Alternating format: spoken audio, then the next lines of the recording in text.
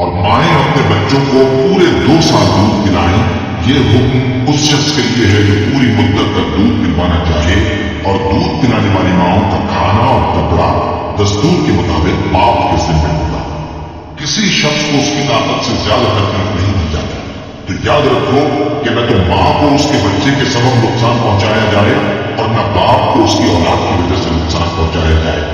اور اسی طرح نام و نفقہ بچے کے وارث کے ذمہ ہے۔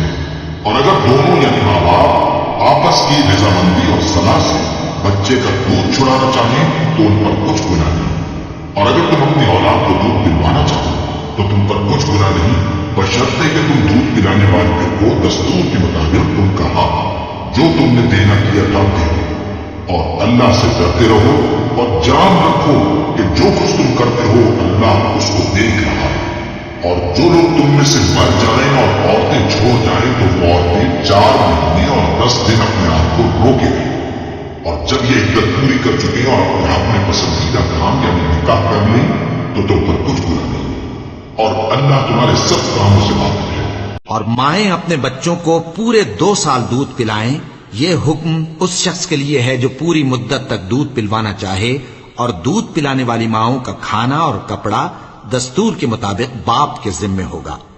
کسی شخص کو اس کی طاقت سے زیادہ تکلیف نہیں دی جاتی، تو یاد رکھو کہ نہ تو ماں کو اس کے بچے کے سبب نقصان پہنچایا جائے اور نہ باپ کو اس کی اولاد کی وجہ سے نقصان پہنچایا جائے،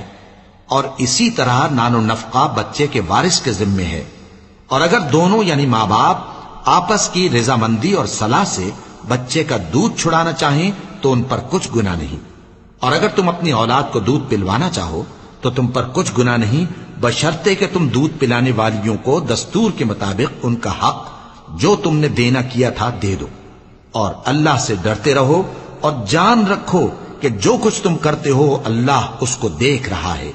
اور جو لوگ تم میں سے مر جائیں اور عورتیں چھوڑ جائیں تو وہ عورتیں 4 مہینے اور 10 دن اپنے آپ کو روکے رہیں،